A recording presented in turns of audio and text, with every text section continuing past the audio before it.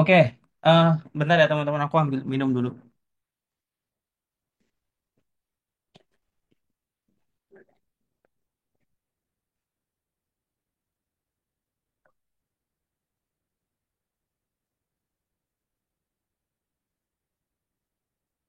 Oke, kemarin eh ADI kita udah bukan sukses ya bahasanya kayak ya bagus lah ya, sesuai sesuai harapan gitu kan. Nah, ini gimana kalau misalnya kita ngelihat si MD ini. Nah, MD itu perusahaan ya, nama lengkapnya dari si MD itu kan MD kan kode tiker. Nah, nama lengkapnya perusahaannya itu adalah PT Daya Intiguna Yasa Tbk. Nah, singkatnya, perusahaannya itu bergerak di bidang apa sih? Ngapain sih perusahaan? Nah, ini perusahaannya retail ya, teman-teman. Bergerak di bidang penyediaan bahan bangunan dan peralatan. Kalau teman-teman di Jogja, Jakarta, mungkin ini udah nggak asing ya, teman-teman. Aku juga kurang tahu kalau misalnya di luar Jawa ada atau enggak. Soalnya kan saya tinggalnya di Jawa. Nah, di Jawa ini si Mister di YI, DIY itu rame ya teman-teman. Maksudnya di mana-mana ada gitu. Tapi bukan rame tokonya ya. Nah, sebelum kita bahas lebih dalam mengenai valuasi, mengenai beberapa aspek itu, kita langsung lihat aja lah ya dari apa namanya siapa MD ini gitu kan. Nah, kita itu kalau misalnya beli perusahaan, yang paling kita lihat itu adalah orang yang di belakangnya gitu kan. Kemarin kita tahu ya, Adaro dia IPO gitu kan. IPO, perusahaannya IPO gitu kan. Anak perusahaannya IPO yaitu ADI gitu kan. Itu kan ada tujuannya kenapa ADI itu IPO itu ada tujuannya. Nah, mungkin kalian udah pada dengar bahwa Adaro pengen menjadi green energy gitu kan. Nah, si MD ini tujuannya apa? Nah, nanti kita bakal bahas. Nah, tapi sebelum ke sana, kita lihat dulu nih orang yang di belakang dari MD itu sendiri. Nah, ini adalah yang pertama yang di sini itu adalah orang-orang yang sebelum di IPO-in ya saham-sahamnya. Ini ada Ajara, Dawin, Agai dan orang-orang apa namanya? Ini bukan Loh Keng Hong ya, Loh Kok Leong gitu kan. Nah, orang-orang ini tuh pokoknya intinya itu adalah orang-orang yang ada di Malaysia gitu kan. Nah, mereka punya harga saham MDI itu di harga berapa? Di harga 25 perak. Ingat ini di notis yang di sini. Nah, nominalnya berapa totalnya? Kurang lebih di angka segini gitu kan. Nah, persentase kepemilikannya yang ini. Nah, terus dia pengen jadiin apa namanya? Pengen dibuat publik gitu kan. Ceritanya itu ceritanya si yang modal sebelumnya itu ngebuat si saham-saham yang ini nih itu ya gue pengen untung lah bahasanya. Gue pengen butuh duit untuk sesuatu gitu kan. Nanti kita bahas tujuannya gitu kan. Nah, gimana cara dia dapetin duitnya? Nah, caranya si dapetin duitnya karena mungkin gini ya teman-teman. Jadi ini adalah alasan kenapa perusahaan-perusahaan IPO. Malah malah stop sharing. Oke. Alasan pertama, alasan paling utama perusahaan itu IPO itu adalah butuh dana. Jadi kalau misalnya IPO nggak butuh dana itu nggak mungkin. Kalau misalnya kata BEI bilang bahwa IPO dapat namanya meningkatkan citra perusahaan, dapat membuat perusahaan lebih banyak dikenal dan lain-lain itu enggak. Tapi intinya itu adalah IPO itu butuh dana. Nah, si perusahaan ini itu butuh dana gitu kan. Nah, kebutuhan dia itu apa? Nah, kebutuhan dia itu ada di bagian ini nanti kita bahas di bawah gitu kan. Tapi yang pertama kita lihat dulu lah di belakangnya siapa. Kita tahu bahwa ada Ajara dan yang lain-lain. Nah, eh, yang mau ditawarkan dari IPO ini itu adalah dari kepemilikannya si Ajara ini teman-teman. Si Ajara itu eh, pengen ngejual sahamnya ke publik gitu loh. Pengen jadi IPO saham si MD ini. Nah, dulunya dia punya 95, terus sekarang karena mau di IPO dia berkurang jadi 10% teman-teman. Dia jual ke publik 10%. Siapa yang jual? Si Ajara gitu kan. Kenapa dia jual? Nah, nanti kita ada alasannya. Bakal kita bahas lebih dalam gitu kan. Kurang lebih seperti itu backgroundnya. Jadi apa namanya si uh, poin ini kita bisa lihat bahwa eh, si perusahaan MD itu yang punya Ajara Ini yang kita harus lihat itu si aja cukup ajarannya aja. Kenapa? Karena dia adalah pemilik mayoritas ya teman-teman. Ini ada 95%. Lalu dia IPO berubah angkanya jadi 85%. Bentar ya, ada telepon.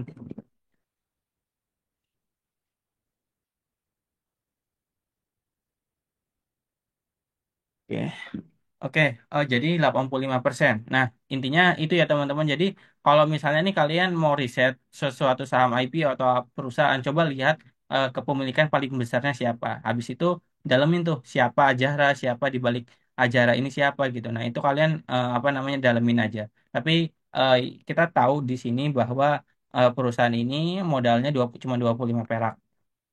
Nah, hal itu justru menjadi red flag ya teman-teman. Kenapa? Kenapa? Karena ini dia IPO-in harga sahamnya itu di harga 1.650 sampai range 1.870.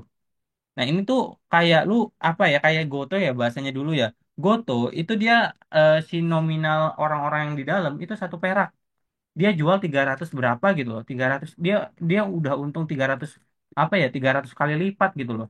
Lah ini juga terulang kembali gitu loh, ada lagi nih di bursa perusahaan yang nominalnya 25 perak dijual 1.650.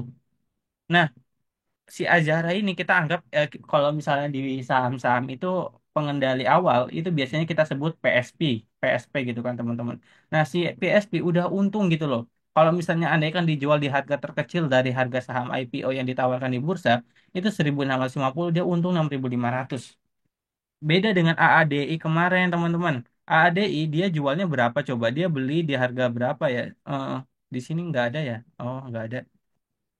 Oke, AADI dulu itu dia belinya cuma di harga 3.400 ya. Orang-orang di dalam itu 3.400. Dia jual cuma 5.200 gitu. 5.500. Ya apa namanya? Belum setengahnya lah, belum setengah udah setengahnya atau belum ya, kurang lebih lah. Kurang lebih di 50%. Terus nanti pas IPO eh, si Adaro kan ya teman-teman ini kan. Ini kita bandingin sama yang kemarin ya. Adaro ini ada anaknya AADI. Nah, Adaro itu orang-orang kepemilikan yang Adaro kemarin saya katakan 30%. 30% itu adalah PSP, teman-teman. Ada Gerald Badi Thohir atau yang lainnya. Mereka pengen dong perusahaan si ADI ini apa namanya pengen dong beli perusahaan ADI. Kenapa ya? Karena profitable, dividennya ngalir kayak gitu ya. Pasti mereka PSP bakal beli saham ADI gitu kan di harga yang murah. Makanya kemarin jangan ini ya, jangan jangan kaget bahwa pas bisa arah beberapa kali ya karena si AAD ini murah, profitable dan yang lain-lain, dan PSP juga harganya ini harga sama kayak si pengendali gitu loh. Masa sih pengendali cuman pengen cuan 100% itu nggak mungkin gitu loh. Pasti pengen lebih dari itu gitu loh. Saya katakan ya aku nggak tahu ya PSP-nya nanti sampai ke berapa itu cuman PSP yang tahu, tapi kita bisa kasih apa namanya? Kita bisa kasih inilah kasih sign gitu di sini. Oh iya ya. Kalau PSP beli di harga 3.200 at least ya, ya paling minimal 1 kali lipatnya gitu, 6.500-an, tapi faktanya kan sekarang masih belum gitu kan. Kenapa ya? Karena kemarin kan ada skema PUPS ya dari AADI. PUPS-nya AADI itu di 5.900. Orang yang punya Adaro sebelumnya pengen pasti harus nebus si AADI ini. Nah, tebusannya itu di harga 5.960. Berarti asumsi yang terbaru harga apa namanya harga misalnya katakan 3.400, harga PSP yang penebusan after apa namanya after PUPS itu kan 5.960. Nah, kalau kita blend ini ditambah ini, oh kita average aja deh. Apa kita average di sini itu PSP-nya di harga berapa? Di harga 4.680. Jadi ya ini mah asumsi ya teman-teman, ini mah asumsi saya gitu loh. Lah saya katakan apa namanya? Kita pengen si PSP itu pengen dapetin duit 100% dari harga modal misalnya kan. Jadi ya berarti ini dikali apa ya? Ini dikali dua apa namanya ya, pokoknya 100% itu kan dari 2 kali lipatnya dari ini kan. Jadi at least ya 2.360 itu harus ke achieve gitu loh. Kenapa ya? Karena PSP pasti pengen untung. Lah ini balik lagi ke sini ya teman-teman. Lah ini dia udah jual saham di harga 1.650, modalnya mereka cuma 25 perak gitu loh. Dan ini sangat berbahaya gitu loh. Sangat berbahaya. Kenapa? Karena ya mereka bisa jual kapanpun itu. Bahkan kalau misalnya dia apa harga harga sahamnya ambruk ke harga 300, dia masih untung. Jadi Itu pertama gitu. Ini aku apa namanya not ini red flag yang pertama. Nah, tapi walaupun begitu ada green flagnya teman-teman. Nah, green flagnya kalau misalnya teman-teman baca apa namanya di prospektus yang banyak itu ya, bukan yang prospektus yang singkat ya teman-teman. Kalau prospektus yang singkat itu biasanya ya ilmu hal-hal pentingnya aja. Tapi kalau apa namanya prospektus yang lengkap itu bakal semuanya itu didetailkan. Kenapa ini itu ada di prospektus yang lengkapnya itu. Nah, di sini diceritain bahwa CPSP CPSP itu nggak bakal jualan, teman-teman. Jadi, walaupun dia nih IPO-in sahamnya mereka nggak bakal jualan di hari itu juga. Ya, setidaknya apa namanya? Kalau dari sesuai peraturan OJK itu ya setidaknya 6 sampai 12 bulan. Jadi, ya kalau dan si perseroan bilang bahwa apa namanya? Si perseroan tuh bilang bahwa selama 12 bulan pasca IPO itu dia nggak bakal jualan. Dan ini justru bagus ya teman-teman, Kak. Berarti kan eh, saham yang beredar di masyarakat pada saat itu masih 10%. Tapi ada lagi masalahnya, dan ini masalahnya itu adalah ini teman-teman. Jadi si siapa ya ini? MD ya, si D aku anggapnya si Palu lah ya. Aku ingatnya si Palu gitu kan. Nah, si Palu itu dia itu ada program yang namanya MESOP, teman-teman. Jadi itu tuh sebuah program yang ngasih benefit kepada karyawan-karyawan gitu. Nah, nanti kalau misalnya after udah berjalan lah, udah IPO kayak gitu, itu bakal ada saham yang namanya MESOP itulah. Nah, itu tuh diterbitkan baru banyaknya berapa? 2%. Nah, si penerbitan MESOP ini itu nggak terikat sama yang namanya aturan dari apa namanya OJK. Jadi 2% tambahan 2% ke apa namanya ke saham yang ada di masyarakat itu justru kadang ya walaupun nominalnya cuma 2% itu gede banget loh teman-teman. Jadi itu bisa aja bikin saham turun sampai 15% gitu loh, atau bahkan bisa ARB aja gitu kok. Tambahan 2% ke apa namanya ke publik itu lumayan gitu. Dan contohnya apa nih, Goto gitu kan. Saham-saham yang seperti itu tuh justru agak-agak gimana gitu kan. Nah, apa namanya ini after ada mesok itu komposisinya berubah menjadi gini teman-teman. Jadi masyarakat jadinya 9,8%, lalu si mesop ini karyawan-karyawannya itu bakal dapat angka di 2%-an gitu loh. Terus apa namanya orang-orang yang di dalamnya itu si Ajara ini 84% gitu. Ini masih jadi pengendali gitu loh si Ajara ini. Ya ini masih dikatakan cukup bagus ya teman-teman. Aku simpulin bahwa walaupun si apa nama Ajara dapat di harga 25 perak terus dia jual di angka 1.650, tapi ya dari komposisi sahamnya itu cukup bagus lah, bisa dikatakan bagus lah green flag gitu loh. Kenapa ya? Karena ya apa namanya komposisi saham yang beredar di masyarakat 10% gitu loh. Kalau misalnya orang-orang melihat Mister di si Palu ini bagus gitu kan. Kan gambarnya suka logonya Palu ya teman-teman. Jadi aku biasa ingat enaknya ngomongnya Palu ya. Nah, Palu ini bagus di anggapan masyarakat, ya masyarakat misalnya pada tertarik beli gitu kan. Yang cuman beredar cuman 10% ya bisa aja gitu. Bisa aja harganya terbang arah beberapa kali bisa aja. Tapi ya kita coba lihat lebih dalam dari itu kan. Kita nggak boleh apa namanya berspekulasi cuman hanya berdasarkan dari kepemilikan saham yang kecil gitu kan. Tapi kita harus bisa tahu lebih dalamnya tentang bisnisnya bagaimana, lalu hal-hal aspek lainnya yang perlu kita ketahui gitu kan. Jangan cuma berdasarkan hal tersebut juga. Kalau kemarin kan AEDI harga valuasinya murah, bisnisnya bagus, PSP-nya juga apa namanya nangkep di harga yang ya di harga yang mirip-mirip sama kita gitu. Jadi ya why not kemarin kita nggak beli gitu kan. Nah, tapi kalau yang ini apa namanya kita coba diskusi lagi ya teman-teman. Tapi back again aku lupa ngomongin bahwa ini disclaimer ya. Aku nggak mau ngejelek-jelekin si Palu ini, tapi kita berdasarkan analisis yang dikasih dari prospektusnya gitu. Nah, kita udah bahas dua aspek, terus kita bakal bahas ke alokasi dana IPO-nya. Jadi kan kenapa saham IPO? Karena butuh dana. Jadi alurnya itu gini teman-teman. Kalau misalnya ini perusahaan itu pasti sebelum dia IPO dia pengen ngutang dulu teman-teman. Kalau ngutang udah nggak bisa pasti dia IPO. Nah jadi aturannya seperti itu ya teman-teman. Jadi pertama pasti IPO dulu, ngutang dulu, habis itu baru IPO. Nah, kalau ini itu udah ngutang, utangnya besar gitu kan. Terus di IPO, IPO-nya buat apa? Nah, IPO-nya tuh justru bikin aku nggak suka sama, nggak tambah nggak suka ya sama si saham si apa MD ini. Kenapa? Karena 60%-nya itu dibayar buat bayar pokok utang gitu loh. 60% bayangin. Lu lu beli saham dengan valuasi dengan apa ya? Dengan apa namanya?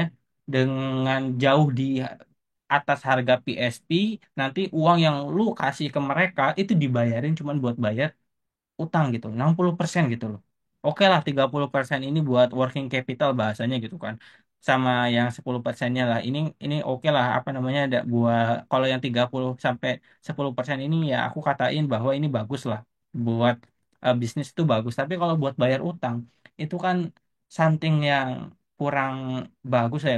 Itu tuh tanpa kita harus melihat laporan keuangan kita tuh bisa ngerasain dan bisa kasih feel gitu loh. Oh iya ya, perusahaan ini kok dia nggak bisa bayar utang sendiri? Kenapa kok dia apa malah malah IPO? Ya apa namanya jawabannya simple. Kenapa? Ya karena mereka udah kesulitan untuk bisa mendapatkan revenue yang cukup untuk bayar utang, makanya dia IPO. Kalau aku sih ya anggapannya belum lihat keuangannya seperti itu ya teman-teman. Jadi oh iya ya seperti ini ya. Jadi apa namanya dia IPO 60% buat bayar utang. Kok dia bayar apa namanya dana yang didapetin kok cuma dibayar utang, oh berarti laporan apa namanya performa keuangan dia kurang bagus gitu. Kalau misalnya bagus ya I think ya buat bayar utang itu ya jangan sampai 60% gitu kan, apalagi dana yang dihimpun cukup triliunan, besar banget gitu kan. Jadi ini kurang bagus lah masalah alokasi dana IPO-nya, karena beberapa hal yang udah jelek dari tadi, makanya aku nggak bikin terlalu ini ya, aku cuma screenshot screenshot aja terus nanti aku sampaikan ke kalian. That's why apa namanya ini simple aja. Oke, lanjut ya teman-teman. Kita lihat di evaluasi keuangan si MD ini itu sendiri.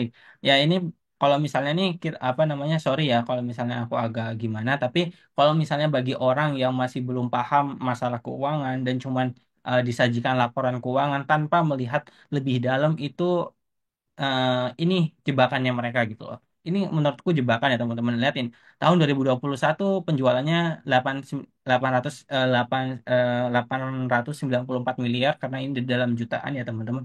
Terus tahun 2022 meningkat signifikan banget jadi 2,2 triliun, lalu tahun 2023 meningkat signifikan juga di angka 3,9 triliun gitu. Wah, ini growth-nya tinggi banget. Nah, tapi nanti kita bahas kenapa growth-nya kok bisa tinggi gitu kan. Apakah itu bagus? Ya itu bagus.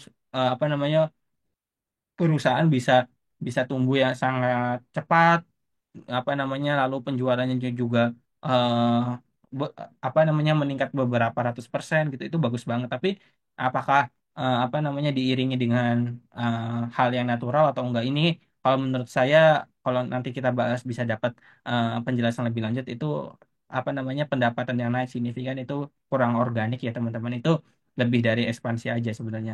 Oke, ini di tahun 2023 half year-nya itu udah 1,6 triliun. Lalu di tahun 2024 di Juni 2024-nya itu 3,2 triliun. Ini ya performa keuangan yang kelihatannya tuh bagus gitu kan. Nah, kalau misalnya kalian baca prospektusnya lebih dalam lagi, ada di di beberapa bagian kalian bisa lihat di sini bahwa apa namanya tokonya itu tuh apa tokonya itu dari tahun ke tahun itu meningkatnya sangat signifikan teman-teman. Jadi sebenarnya apa peningkatan dari si pendapatan ini itu dari penjualan dari toko-toko yang baru baru dia rilis gitu teman-teman, bukan dari organik yang kayak misalnya misalnya nih satu toko misalnya nih ya, satu toko satu toko satu toko ada 20 misalnya 20 pembeli ya, 20 pembeli. Terus di tahun kedua misalnya toko A ya, toko A gitu ya, tahun kedua ini tahun pertama, ini tahun kedua, ini toko A. Nah, tahun kedua tiba-tiba bisa naik 40 misalnya. Nah, ini bagus kalau kayak gini gitu loh, kalau kayak gitu. Tapi kalau misalnya eh, kayak gini, ini toko B, terus ini 40 gitu kan. Jadi nambah gitu kan, nambah apa namanya? Ini kan nambah ya teman-teman, bukan dari keorganikan perusahaan itu sendiri. Nah, ini perusahaan yang kalau menurut saya kurang bagus ya teman-teman, dan apa ya kurang ya bisa menandakan kayak gini lah. kalian kalian gini, bayangin ya, kalian punya bisnis ya teman-teman. Saya katakan bisnis bakwan lah teman-teman, atau enggak bakso lah.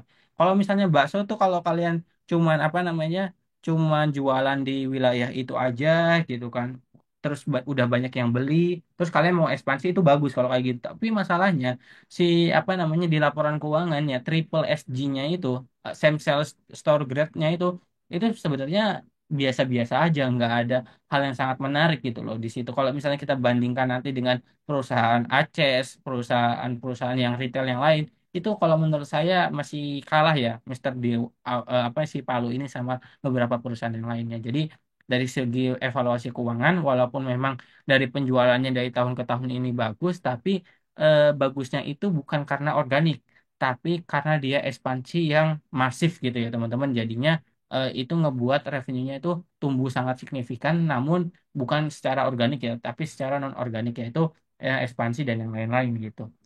Jadi ini kurang bagus gitu kan.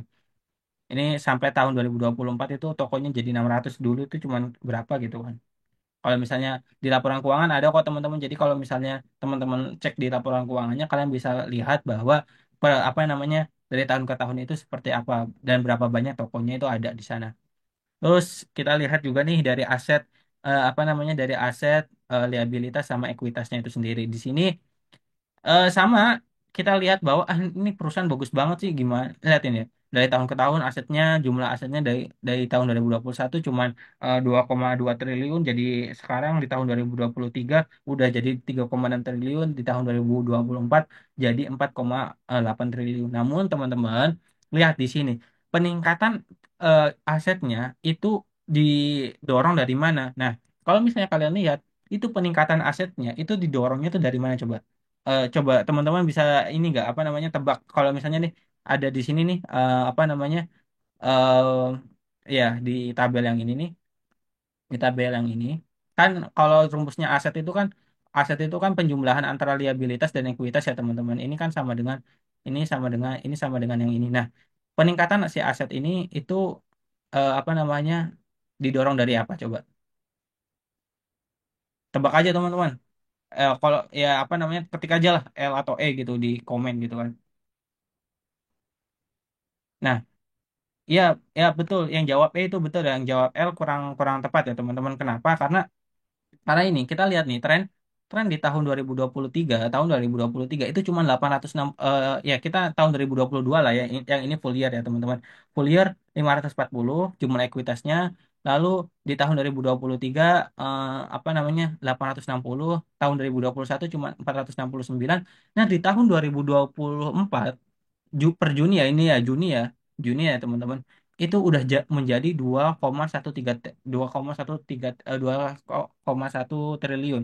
Peningkatannya signifikan banget. Ini berapa ratus ya ini 100 berapa persen gitu kan peningkatannya. Ini harus dicurigai ya teman-teman. Angka peningkatan-peningkatan yang seperti ini itu harus dicurigai. Nah, kalau teman-teman lihat di bagian apa namanya, bentar ya, aku coba hapus dulu. Oh, ini udah masukin ke sini belum ya? Contohnya. Nah, ya. Kalau misalnya nih perusahaan asetnya ekuitasnya itu meningkat, itu bagus sebenarnya. Tapi eh, peningkatan ekuitas kan di apa namanya, kalau misalnya kita lihat di laporan keuangan, ekuitas itu ada yang namanya ini ya teman-teman, ada modal saham, ada tambahan modal di setor, saldo laba, ya ini saldo laba gitu lah. Saldo laba, others, ya intinya ini ya teman-teman. Jadi ini bakal, ya kita belajar pinter lah ya teman-teman. Kita nggak cuma disajiin data, tapi kita belajar kritis ya teman-teman. Ini I think kalian harus apa, tahu ya gitu. Biar kalian kalau ada IPO tahu gitu caranya kayak gimana gitu. Ini ada modal saham, tambahan modal di store, ada saldo laba. Ini kepentingan non pengendali itu masuk ke saldo laba ya teman-teman. Terus ada others, ada total equity. Nah, ini adalah komponen-komponen wajib yang ada di ekuitas. Setidaknya ada satu, dua, ini ada dua, ada tiga, ada empat ya teman-teman. Modal saham, tambahan modal store, order, saldo laba, sama total ekuitas. Saldo laba itu dari mana? Saldo laba itu dari saldo laba sebelumnya. Maksudnya contohnya ini ya teman-teman. Clear ordering. eh malah nah ini eh oke. Apa namanya? Ini tahun 2021, misal bentar ya. Ini tahun 2020. Ini tahun 2022, ini tahun 2023 ya teman-teman. Jadi kalian bisa lihat bahwa di sini apa namanya? Oh, kok ini nggak bisa. Nah, ini kita zoom in aja. Nah, sip. Oke. Nah, teman-teman bisa lihat di sini bahwa ini kan tahun 2022, ini tahun 2021 ya teman-teman. Lihatin, saldo laba itu didapat dari mana? Saldo laba itu dapat dari saldo laba sebelumnya. Saldo laba ini ditambah sama net income yang udah dikurangi sama dividen. Jadi saldo laba itu intinya kayak gitu. Jadi saldo laba itu kalau misalnya di perusahaan itu adalah tabungan perusahaan dari laba bersih yang udah didapetin dari laba bersih yang udah didapetin selama perusahaan itu berjalan gitu loh teman-teman. Jadi seperti itu ya definisi saldo laba itu kurang lebih itu dan ini justru yang pentingnya di dalam ekuitas. Kalau misalnya nih ini perusahaan aku nggak mau sebut perusahaannya apa gitu kan. Ini adalah perusahaan yang di kalau teman-teman project yang apa namanya yang ikutan apa grup premium di project satu ini tahulah perusahaan apa gitu kan. Ini tahun 2000 berapa ya ini? Bentar. Nah, ini tahun 2018, ini tahun 2018, ini tahun 2023. Oke. Ini tahun 2018, teman-teman. Itu saldo labanya itu dulu itu cuma 2,23 triliun. Terus sekarang menjadi 47 triliun. Nah, peningkatannya itu kan lama ya, teman-teman, dari 2018 sampai tahun 2024 tahun 2023 ini kurang lebih 5 tahun dia bisa menggandakan apa namanya menggandakan saldo labanya mereka. Nah, ini berarti menunjukkan perusahaan yang bagus, teman-teman. Kalau kayak gini, kalau dari itu apa peningkatan dari saldo labanya. Kalau misalnya peningkatannya itu dari modal saham atau tambahan modal di store, nah itu jelek perusahaan yang kayak gitu. Tapi kalau misalnya perusahaan yang ekuitasnya itu tumbuh karena saldo laba, itu perusahaan tandanya perusahaan yang sangat bagus gitu. Itu salah satu apa namanya aku mau kasih tahu hal itu gitu kan ke kalian. Nah, terus kita balik lagi ke sini, teman-teman. Nah, peningkatan saldo apakah apa namanya peningkatan ekuitas ini itu diikuti dengan peningkatan saldo laba? Jawabannya tentu tidak mungkin, teman-teman. Kenapa? Karena kalau misalnya kita lihat di sini, laba apa namanya laba nah ini ya, teman-teman. Penghasilan laba bersih atau tahun berjalan itu kalau misalnya kita asumsiin bahwa 530 ini dimasukin ke saldo laba, itu harusnya kan rumusnya kan 2000 apa namanya full year jumlah ekuitas 860.000 ini ditambah 500 itu ya setidaknya berarti harusnya 1,3 triliun kan, tapi ini meningkat sampai 2,13 triliun. Nah, ini tuh disebabkan oleh apa? Nah, kalau teman-teman tahu bahwa di laporan apa namanya di prospektusnya kalian bisa lihat bahwa peningkatan yang signifikan di dalam ekuitas tersebut itu disebabkan oleh apa namanya, nah ini loh tambahan modal di setor yang mencapai 1,1 triliun lah teman-teman ini. Nah ini didapetin dari mana? Nah ini didapetin dari saham, didapetin dari modal IPO ini. Nah kalau dari sini kalian bisa nangkap sesuatu nggak? Pokoknya jadi kalau misalnya nih aku kayak gini, ini apa namanya apa namanya modal sebelumnya itu cuman ada ini jumlah ekuitas ya teman-teman, yang jumlah ekuitas ini cuman ada 860 miliar. Dia IPO lebih dari modal yang dikasih sebelumnya. Jadi kalau misalnya nih kalian punya perusahaan yang nilainya itu apa namanya perusahaan bakso lah ya, perusahaan bakso nilainya 10 juta. Terus apa namanya kalian kalian tuh pengen menawarkan perusahaan bakso tersebut itu ke orang-orang, ayo ini loh bantu perusahaan gue gitu kan. Tapi gue pengen bantu lu itu bantu gue itu 20 juta gitu loh. Dua kali lipat dari apa namanya nilai perusahaan tersebut, maksudnya bukan nilai ya, dua kali lipat dari modal tersebut. I think is something wrong gitu loh di sana. Kenapa? Karena harusnya modal dari perusahaan itu lebih besar ketimbang apa yang di IPO-kan gitu kan. Nah, ini apa namanya aku ini aku anggap bahwa red flag ketiga ya teman-teman. Jadi red flag ketiga itu didapetin dari mana? Didapetin dari apa namanya jumlah ekuitas yang melebihi dari modal tahun 2023. Kenapa itu jadi red flag? Ya kena perusahaan ngapain ngambil duit IPO banyak itu, apakah dijadiin exit strategi buat dia apa untung atau kayak gimana? Nah, itu kita nggak tahu ya. Aku ini mah asumsi-asumsi aja gitu kan. Tapi aku ngelihat bahwa ini mungkin aja jadi exit strategi. Kenapa? Nah, dia aing nge-IPO-in sahamnya modalnya lebih besar ketimbang modal kita gitu kan. Wah, gila gitu. Nah, kalau misalnya aku mikirnya seperti itu ya teman-teman. Tapi nggak tahu kalau misalnya kejadiannya seperti itu atau enggak, ya itu kita lihat perkembangannya seperti apa. Tapi kayaknya sih enggak ya teman-teman. Kok soalnya kan Mister di si Palu ini kan ada di mana-mana dan terus katanya juga di laporan prospektusnya itu sampai tahun 2026 itu dia pasti bakal berjalan gitu loh. Tetap jadi setidaknya perusahaan ini enggak ya kalau misalnya mau exit strategi kayaknya enggak deh, tapi ya aku juga masih agak bingung sebenarnya dia tuh mau exit strategi atau apa. Soalnya kok dia apa namanya ngambil IPO-nya, dana IPO-nya kok besar banget gitu loh. Nah, ini agak harus dicurigai gitu di situ. Jadi kalian aku apa namanya suggest ya kalau one day kalian apa namanya riset sendiri, coba riset seperti ini ya teman-teman. Jadi nggak cuma lihat oh ya 10% nih lembar saham di masyarakatnya menarik, nah, nggak kayak gitu. Tapi coba didalemin lagi kenapa kok ini apa namanya dalemin nih laporan keuangan seperti apa dan bagaimana. Kemarin kita nggak bahas di ADI sampai sedetail ini karena ya nggak ada yang something wrong gitu di sana. Tapi kalau ini ada yang something eh, ya something mistake gitu lah di sini gitu. Oke, terus kita bakal bahas masalah valuasinya ya teman-teman. Always premium price, padahal tagnya dia always low price ya teman-teman. Kalau aku dari saham yang ditawarkan ke masyarakatnya, aku bilang always premium price. Kenapa demikian? Nah, ini apa namanya ada asumsinya ya teman-teman. Ini dari perusahaannya itu sendiri. Aku cuman apa namanya apa bahasanya ngubah yang ada di prospektus jadi Excel ya teman-teman bahasanya. Jadi aku convert ke Excel kurang lebih seperti ini. Apa namanya laba berjalan tahun 2024 itu jadi 534 miliar teman-teman. Nah, terus kalau misalnya kita setahunkan berarti kita kali dua ya teman-teman. Kalau misalnya kita setahunkan itu ya rumusnya cuma kali dua. Ini asumsi yang paling simple tapi kadang keliru ya teman-teman. Tapi ini hasilnya kayaknya nanti nggak bakal jauh beda seperti ini. Nah, ini net income nanti full year 2024 itu sekitar 1 triliun, teman-teman. Jadi, kita ngitung dari laba bersihnya ya, teman-teman. Nah, laba bersih asumsinya masukin ke sini, teman-teman. Laba bersihnya berapa? Harga harga yang ditawarkan menjadi harga IPO itu kan ada di angka 1.650, teman-teman. Lalu harga apa tertingginya di angka 1.870. Lembar saham yang beredar di masyarakat itu ada di angka 25 miliar, teman-teman. Kalau misalnya kan ini dalam juta ya, teman-teman. Ini dalam juta, jadi kita convert dulu total shares-nya dalam juta dibagi 1.000 dikali satu dibagi 1 juta. Oke, kita udah dapat ini. Terus market cap didapatin dari mana?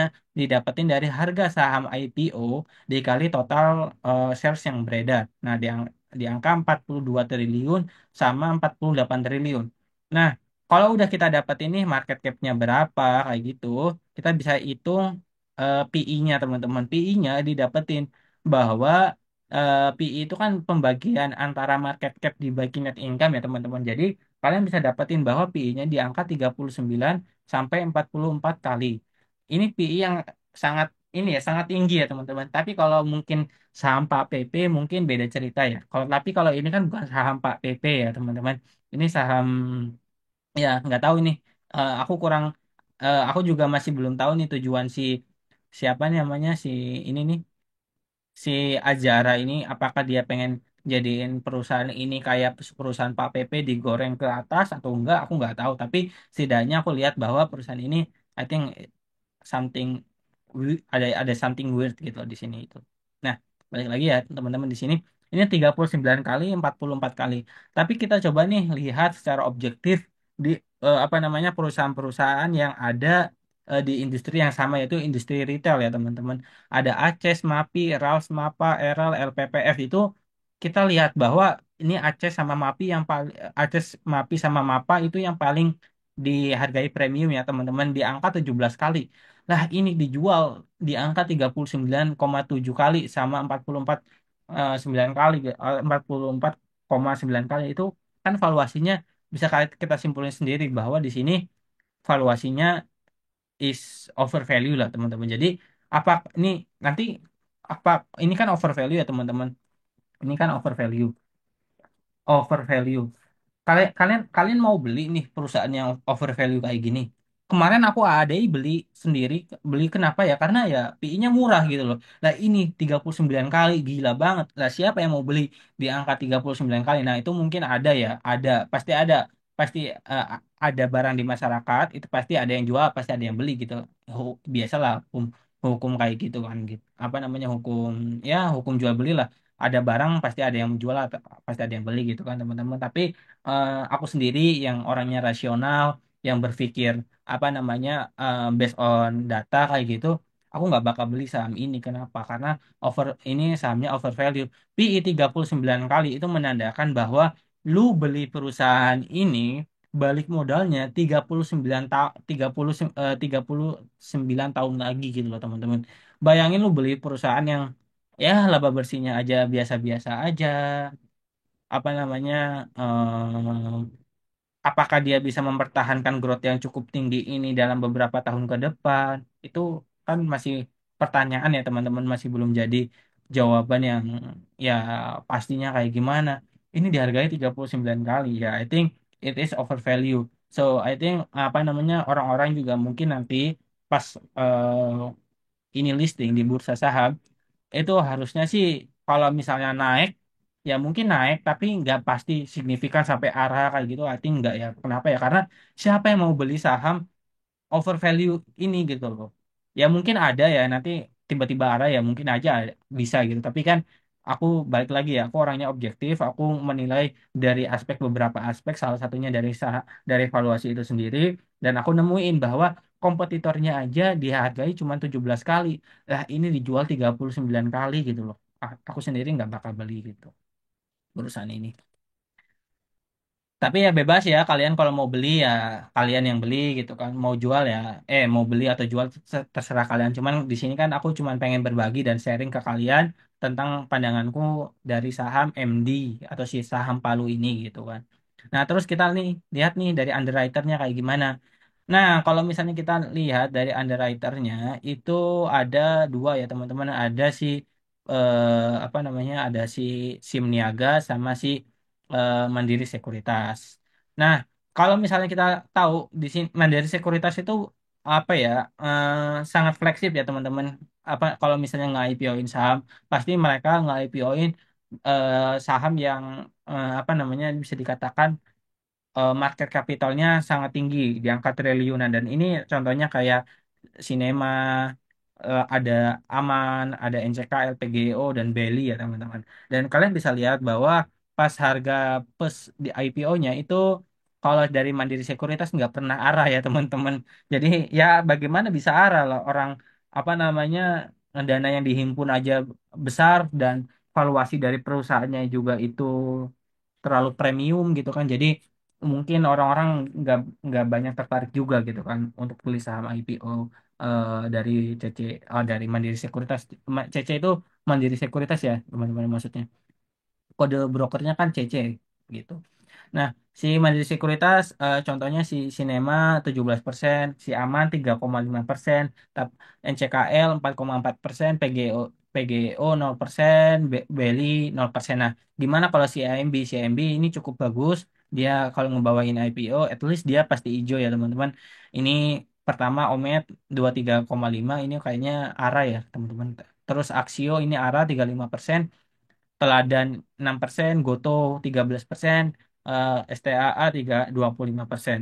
Nah, kalau misalnya kita lihat di sini, kalau misalnya H plus 1 IPO, itu nggak pernah minus ya teman-teman. Setidaknya kalau Mandiri, at least ya kuning ya teman-teman, dalam artian kita beli ya sama dengan apa yang kita jual juga ya. Maksudnya kita beli di harga misalnya katakan ini 1670 nanti pas penutupan 1670 juga. Jadi setidaknya kayak gitu. Tapi kalau misalnya kita lihat dari si AMB ini ya pasti hijau ya teman-teman. Jadi kalau perpaduan antara dua ini ya setidaknya nggak bakal rugi tapi nggak bakal minus tapi hijau lah. Kalau misalnya dilihat dari track record ini ya teman-teman. Nah, tapi kalau misalnya kita lihat sampai harga performa harga saat ini sangat beragam ya teman-teman. Si aman sampai bisa meningkat signifikan banget sampai di harga sampai bisa kalau misalnya kita beli pas harga IPO pada waktu itu kita bisa kasih dapetin gain 400%-an. Tapi kalau misalnya yang lainnya ya so-so ya teman-teman. Tapi kalau si AMB ini ya pada pada minus ya teman-teman. Bahkan ada 78% untuk Goto gitu kan. Tapi kalau STAA ini bagus, ini 41%. Tapi ya bisa dilihat sendiri bahwa dari segi underwriternya ya biasa aja ya teman-teman, nggak ada yang menarik. Jadi kesimpulannya apa? Aku mendapatkan bahwa saham ini eh, dari segi penawaran umum ini kurang menarik. Kenapa? Karena si PSP dapat harga bawah, red flag yang pertama. Tapi walaupun begitu, apa namanya, lembar saham yang beredar di masyarakat itu cuma dikit, cuma 10%-an. Ini ya aku menganggap bahwa kalau misalnya lembar saham dikit di masyarakat itu menarik banget. Kenapa ya? Karena ya di masyarakat cuman sedikit jadi gampang untuk digorengnya bahasanya gitu. Itu salah satu jadi green flag-nya, tapi ya nggak tahu itu bisa atau enggak gitu kan. Tapi dari segi alokasi dana karena dia IPO dia butuh dana dan dananya dipakai buat apa, aku nggak suka. Karena apa namanya, 60% yang dipakai buat bayar utang. Lalu dari segi evaluasi keuangan, ya aku juga nemuin red flag bahwa ekuitas yang tumbuh sangat signifikan itu apa namanya, ya dikarenakan IPO tambahan modal di store, bukan karena ya performa keuangannya itu sendiri. Jadi itu bukan salah satu indikasi yang bagus. Dari segi valuasi ini sangat mahal, so I think ya aku bakal ya udah aku bakal buy aja, nggak buy di sini maksudnya buy ini ya teman-teman, bukan buy buy yang satunya ini gitu. So, kalau aku sendiri seperti itu. Jadi, teman-teman mau jual atau beli, itu keputusannya di kalian. Kalau misalnya, ya apa namanya, back again ya, ini mau diupload di YouTube. Jadi, aku nggak bermaksud untuk ngejelek-jelekin Mister apa namanya si perusahaan Palu ini. Kalau misalnya perusahaan Palu ini dijual di harga, misalnya katakan di harga 50 gitu ya, mungkin aku mau beli gitu kan. Kenapa ya? Karena deket sama PSP-nya gitu kan. Tapi kalau misalnya di harga sekarang ya, I think aku nggak mau lah beli saham yang ini gitu. Ya, gitu aja. Mungkin teman-teman ada yang pengen ditanyain, bisa sampaikan aja. Kalau teman-teman merasa bahwa apa namanya, adalah nanti gitu kan perusahaan bagus. Nanti nggak cuma satu kok teman-teman, di tahun 2025 itu bakal banyak kok perusahaan-perusahaan yang bagus bakal IPO. Ya sabar aja lah, nggak usah rusuh buat beli saham.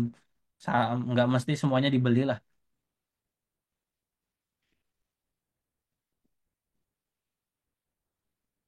Sebelumnya makasih ya teman-teman udah pada hadir gitu kan di apa di sore ini ya, apa namanya, ya semoga bisa bermanfaat lah buat kalian, buat eh, salah satu insight lah buat kalian buat menentukan jual atau belinya gitu. Ayo kalau misalnya nggak ada ya mungkin ya kita bisa tutup aja gitu kan. Aku tunggu sampai 16:24 deh.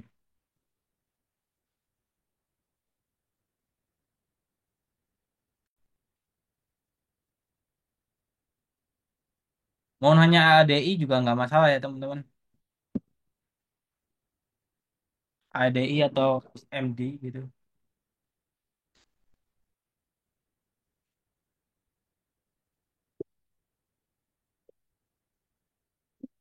Ya harapannya teman-teman juga nggak ada yang nggak apa ya, belum beli lah ya Mister DIY ini. Kenapa ya? Karena ya kurang menarik itulah tadi udah dijelasin. Tapi ya back again terserah kalian kalau mau beli.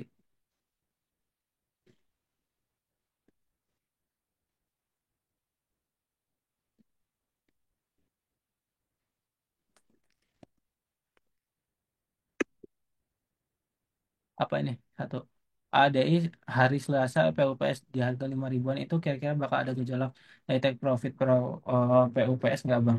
Ya mungkin ada lah teman-teman. Tapi kan back again ya teman-teman. Kalian tahu kan ya apa namanya, eh, retail itu retail guyur gitu kan bahasanya gitu. Itu kan nggak mungkin ya teman-teman. Ya walaupun nanti bakal banyak beberapa orang yang mungkin take profit kayak gitu ya mungkin ada, tapi ya itu nggak bakal begitu signifikan banget lah. Back again ya, kalau misalnya kalian merasa bahwa hari ini cuan kayak gitu udah merasa cukup dengan gain yang didapetin ya kalian bisa jual. Tapi kalau misalnya ya menganggap bahwa perusahaan ini masih bagus ke depannya ya I think ya ya udah di keep dulu aja, nggak usah dijual gitu loh. Toh kalian juga dapat harga bawah dan aku sih mikirnya yakin ya teman-teman kayak perusahaan AD ini kalau diturunin ke bawah harga IPO itu kayaknya nggak mungkin gitu loh. Jadi ya paling turun-turun ya turun nggak mungkin turun-turun banget andaikan itu nanti turun gitu kan. Tapi aku sih santai aja sih nggak begitu merhatiin apa namanya nggak begitu merhatiin harga si ADI karena aku yakin bahwa aku beli saham ini sahamnya bagus, aku merasa dan sahamnya bagus, valuasinya murah gitu kan. Jadi ya kalau dia turun ya ya apa namanya kayaknya turunnya juga nggak dalam-dalam banget, bahkan nggak mungkin sampai di bawah harga kita beli pas IPO atau PUPS gitu kan. Jadi ya ada mungkin ada, tapi ya nggak sampai bikin sahamnya anjlok gitu. Kalau sahamnya anjlok sampai di bawah harga PUPS ya pasti banyak tuh yang bakal beli, bakal ngantri jutaan lot kayak kemarin. Aku yakin itu gitu. Sahamnya murah, dividen yieldnya menarik. Soalnya kan gimana ya? Jadi bayangin ya, institusi itu nabung saham itu ngarepin dividen teman-teman.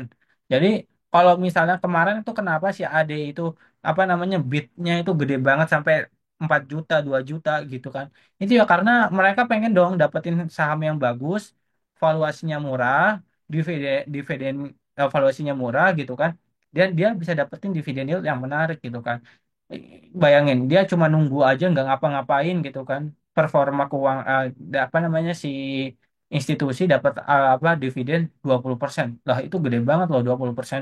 Kalau misalnya nih katakan 1 triliun lah misalnya ya teman-teman 1 triliun dia masukin ke sana 20%-nya berapa 200 miliar loh 200 miliar itu gede banget dua atau enggak misalnya saya katakan reksadana eh, pengelola reksadana itu misalnya 10 miliar lah dia invest di AD misalnya ya dia bisa 10 miliar itu dari 20% dividen yield misalnya ya dapat 2 miliar gitu kan teman-teman bersihnya nggak dapat nggak apa namanya nggak ngapa-ngapain dapat 2 M gitu kan itu nanti bisa dijadiin report buat mereka bahwa performa gue naik segini dulu ekuitas gue gitu kan cuman 10 M sekarang jadi 12 M gitu kan itu kan salah satu contohnya ya teman-teman jadi that's why makanya jangan nggak aneh gitu kan ADI kemarin beatnya tebel-tebel.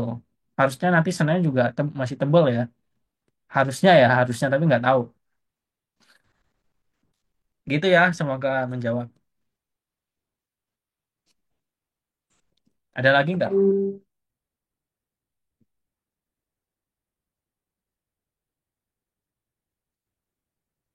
Kalau nggak ada ya mungkin nanti lagi ya teman-teman kita ketemu lagi di next IPO. Mungkin kita bakal bahas perusahaan yang di GWG ya. Atau enggak perusahaan yang lain ya GWAA atau apa gitu. Tapi ini yang cukup kemarin pas waktu di YouTube itu banyak yang di request juga Mister di di apa namanya di Mister si Palu ini apa namanya banyak yang request gitu kan tapi ya gimana gitu kan ya so that's why ini ada gitu. Oke teman-teman thank you ya yang udah pada join semoga ilmunya bisa bermanfaat bagi teman-teman dan selamat sore dan apa happy weekend ya teman-teman aku tutup ya. Oke bye bye.